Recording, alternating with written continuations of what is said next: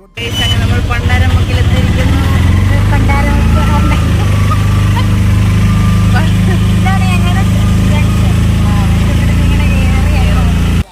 Hello, അപ്പോൾ ഈ ഒരു സ്ഥലം കണ്ടിട്ട് നിങ്ങൾക്ക് എവിടെയെന്ന് തോന്നുന്നു?